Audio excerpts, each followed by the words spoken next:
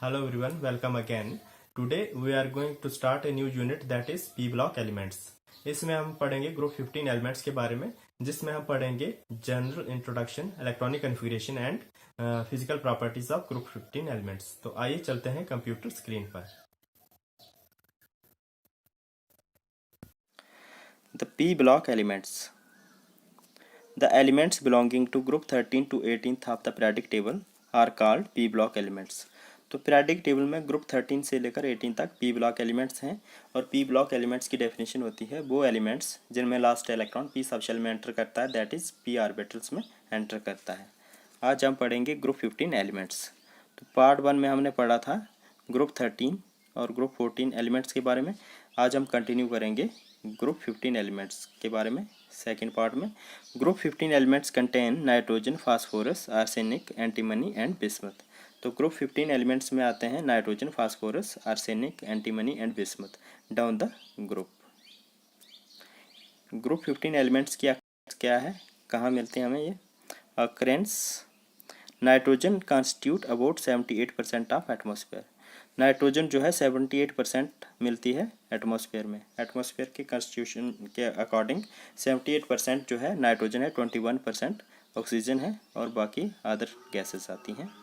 तो नाइट्रोजन जो है बहुत ज़्यादा क्वांटिटी में मिलती है एटमॉस्फेयर में, but it is not abundant in earth crust. Earth crust में इतनी ज़्यादा क्वांटिटी में नहीं मिलती है। It occurs in earth crust as nitrates, और नाइट्रेट्स की फॉर्म में मिलते हैं चाइल्ड साल्ट पेटर।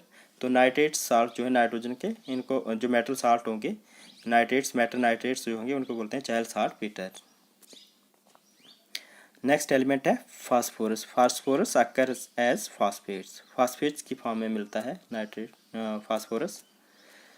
फास्फेट्स जो है फास्फोराइट, फ्लोरोएपिटाइट, हाइड्रोक्सो एपिटाइट और क्लोरो एपिटाइट। तो फास्फेट्स जो हैं इनके बारे में पूछा जाता है एग्जाम में, इनका केमिकल फार्मूला क्या होता है। तो फास्फोराइट का केमिकल फार्मूला है Ca3PO4 होल ट्वाइस। फ्लोरोएपिटाइट का है Ca5PO4 whole thrice F। Hydroxyapatite का फार्मूला है Ca5PO4 होल थ्राइस OH। और क्लोरो एपिटाइट का है Ca5PO4 होल थ्राइस Cl।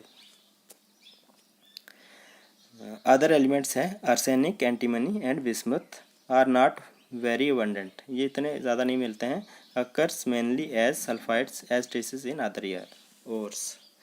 तो ये ट्रेसेस में मिलते हैं, बहुत कम क्वांटिटी में मिलते हैं एज सल्फाइड, और दूसरी ओर्स के साथ मिलते हैं in the form of sulphides. Next है electronic configuration of group 15 elements. तो जनरल इलेक्ट्रॉनिक कॉन्फ़िगरेशन क्या है ग्रुप 15 एलिमेंट की, NS2 NP3। तो ये है आउटर मोस्ट और valence shell electronic configuration of group 15 elements. देखते हैं नाइट्रोजन, फास्फोरस, आर्सेनिक, एंटीमनी और बिस्मथ की डाउन द ग्रुप। नाइट्रोजन जो है 1s2 2s2 2p3। फास्फोरस है 1s2 2s2 2p6 3s 3p3। इसी तरह से हर एलिमेंट में जो बैलेंस शेल इलेक्ट्रॉन कन्फिग्रेशन होगी उसमें क्या आएगा NS2 और NP3।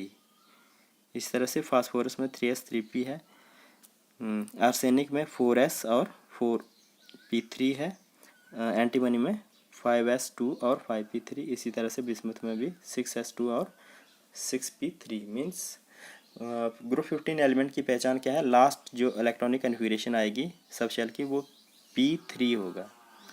p3 होगा तो वो ग्रुप 15 एलिमेंट होंगे। तो ये थी इलेक्ट्रॉनिक कन्फिग्रेशन। नेक्स्ट पढ़ेंगे physical properties of group 15 elements. Group 15 elements में फर्स्ट प्रॉपर्टी है atomic radii. Atomic radius of group 15 element. The atomic radii of group 15 elements increases down the group as the number of shells increases. तो down the group mean nitrogen to bismuth atomic radii जो है increase करती है, बढ़ती है, क्योंकि number of shells increase करते हैं। तो नाइट्रोजन में जो है 2 सब शेल हैं,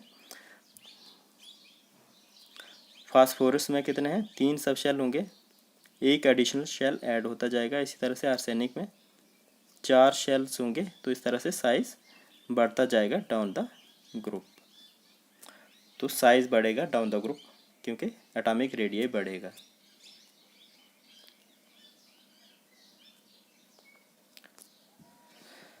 नेक्स्ट है आयनाइजेशन एनर्जी। आयनाइजेशन एनर्जी क्या होता है? Energy required to remove the outermost electron from valence shell in gaseous state. किसी भी एलिमेंट में गैसों स्टेट में आउटर मोस्ट वैलेंस शेल से इलेक्ट्रॉन को निकालना, वो जो एनर्जी लगेगी उसको बोलेंगे आयनाइजेशन एनर्जी।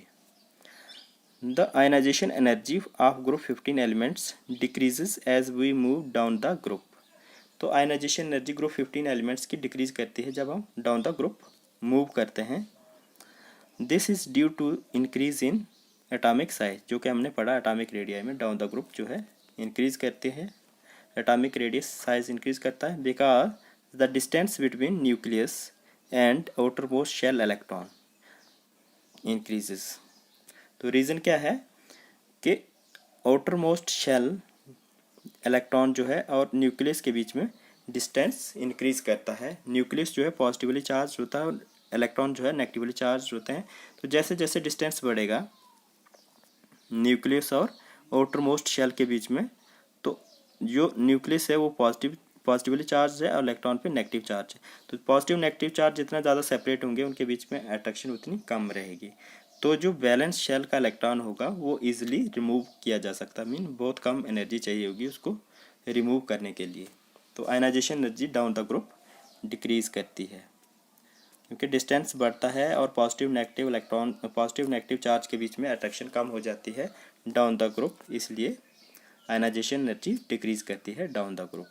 एटॉमिक रेडियस जो है वो इंक्रीज करती है, साइज बढ़ता है, आयनाइजेशन एनर्जी डिक्रीज करती है।